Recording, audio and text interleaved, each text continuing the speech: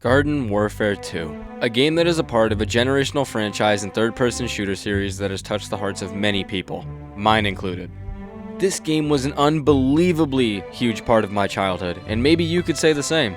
It's up there with games like Minecraft, Fortnite, and Garden Warfare 1, which is exactly what got me into this game.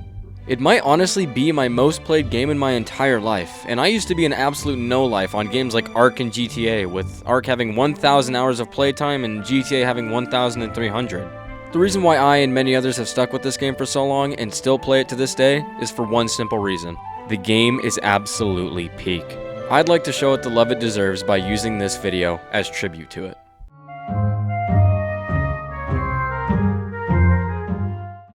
Garden Warfare 2 was published and released by EA on the 23rd of February in 2016. And I started playing Garden Warfare 2 roughly around the start of January in 2017 after getting my PS4 for Christmas in 2016, so I'm pretty flippin' OG. Cats vs Dinos was available to play as a Town Hall game mode in January, and it went on from the 11th to the 14th. So little kid me saw this, and I decided to hop into this Town Hall mode for the duration it was going on for, and me being a social kid, I used the voice chat. This simple usage of voice chat was the most significant event in my history of playing Garden Warfare 2, because it allowed me to not just find a friend or a best friend, but a lifelong brother. I owe it to this masterpiece of a game for allowing me to forge a connection like this that has been standing roughly 8 years stalwart and strong. So yeah, that's my personal reason for loving this game as much as I do, and now I think we gotta talk about the absolute peak that is the gameplay of this game.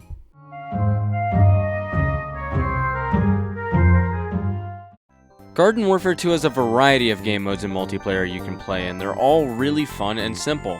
Before I explain this game's amazing game modes, I just want to say that there's nothing more I love in this game than hopping on Turf Takeover and dominating with characters I love playing.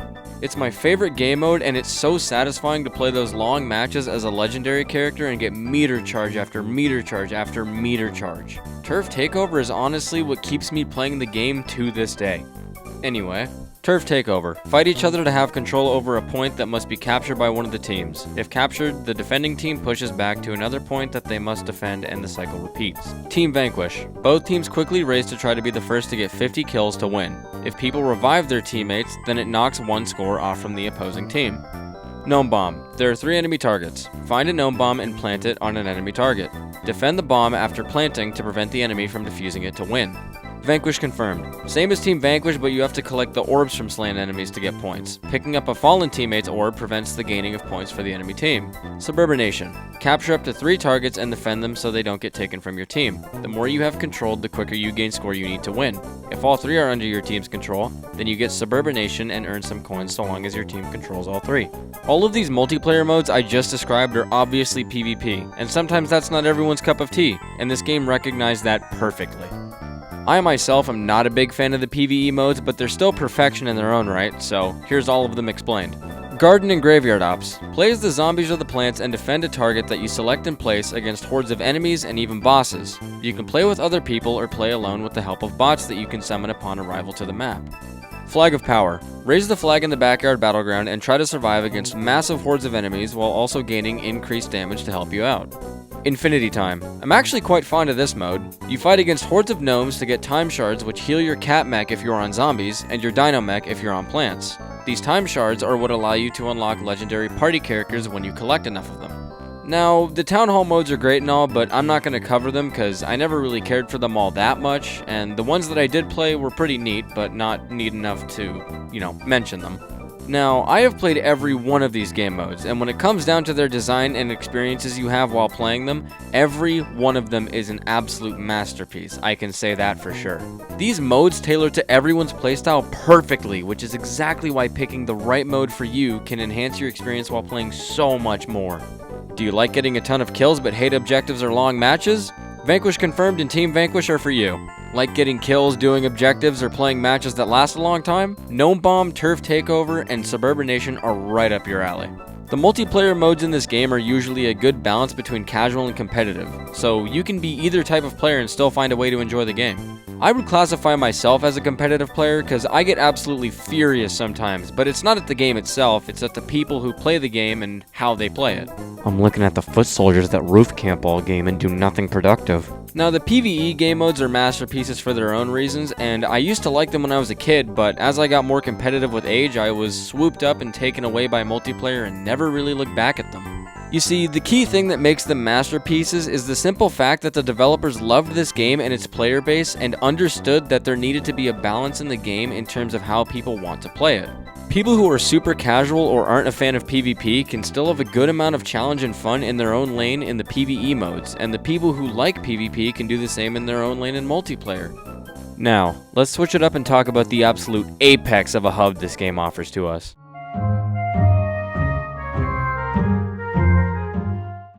The Backyard Battleground is the area you spawn into when you load up the game, and oh my gosh, if it isn't the most perfect thing I've seen in terms of a hub in gaming, then I don't know what it is.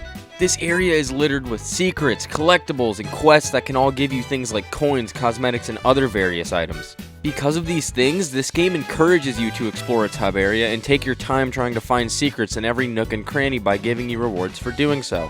A great example of this can be found in the sewers. If you go to the fish on the floor near the little stairs at the gnome target range, there is a sewer pipe that seems like it's of no significance. However, if you get on it and travel along it, you will find a tunnel in the wall. So naturally, out of curiosity, you wonder if you can get over there. So you pick a character like Imp to easily make it in there and find out that it is intended to be a fully explorable area. Now, this one thing in the Backyard Battleground out of many might seem insignificant, but it really isn't, because it just goes to show how much love the devs of this game showered it with. And I mean this from the bottom of my heart when I say that I really couldn't thank the devs of this game enough for making it and allowing me to have it as a part of my childhood, no matter how mad it makes me when I play against other people sometimes. Now I'm going to talk about my most favorite part of this game besides Turf Takeover, that being the characters. So without further ado, let's get into it.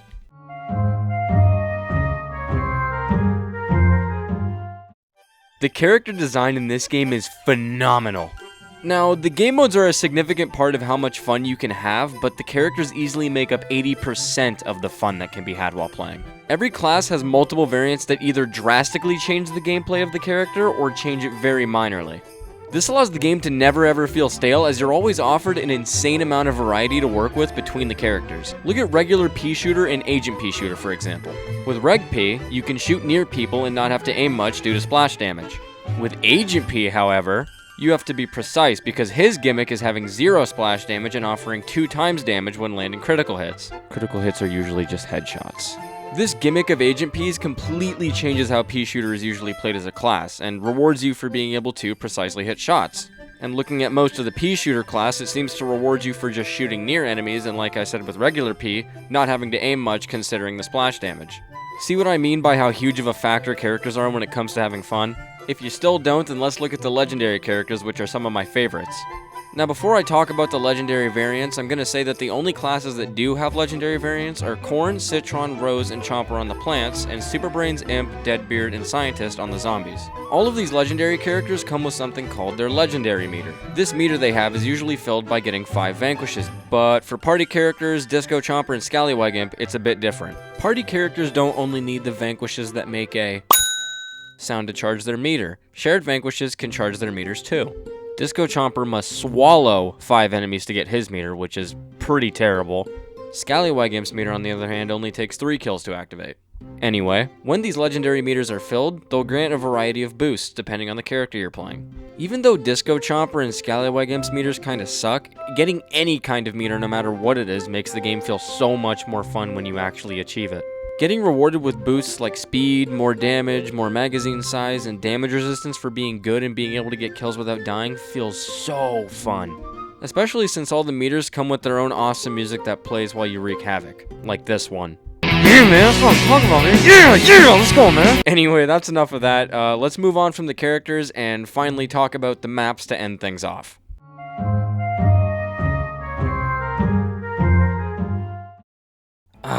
The maps of this absolutely lovely game.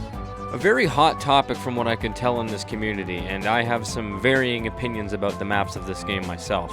When it comes to the looks of every map in this game, it nails it right on the head, and they all look amazing. When it comes to gameplay, however, some of these maps can be pretty bad, especially in Turf Takeover. Look at Walnut Hills, for example, a returning map from Garden Warfare 1 that is heavily plant-sided, especially at the start of the map. I never ever like playing it on either side. It's just such a drag, and I honestly wish we got something like Driftwood Shores or Cactus Canyon instead. When it comes to any mode that isn't Turf Takeover, the maps are pretty good all around. I mean, it doesn't really matter because in Turf Takeover, the map and the point are heavily important. If there's a point where there's very little places to flank, it's going to be very hard to capture because if you can't flank, you can't surprise them, and no surprise means they can't be caught off guard. And being caught off guard in Turf Takeover is what leads to 90% of point captures, unless you're playing up against a really terrible team. Alright, well that about does it for the map segment. Now I'm just going to quickly cover the upgrade system in this game and then we're done. Upgrades are just simple character stat increases that can honestly impact the way a character plays significantly. When I say that, I'm looking at my boy Skytrooper. If you don't have the ammo upgrade, the reload upgrade, and the damage upgrade, he feels kinda crappy to play, I'm not gonna lie. As much as I love this game, I feel that this was one of the bad features they added because it would have been much better if they themselves just balanced the characters how they should have been and not had upgrades to rely on performance. Anyway, that has been my declaration of love for Garden Warfare 2, not just as a video game, but as a masterpiece that has been a huge part of my childhood. Thank you so much for watching this video. Feel free to like and subscribe if you want. It's free, it doesn't hurt you, and it helps me out a ton. You could even turn off the notifications when you subscribe to me. But if you don't want to like or subscribe, that's fine. The world's not going to stop spinning, right? I've been your host, Juno. Remember, keep on keeping on, and have a great day, afternoon, or night. Peace.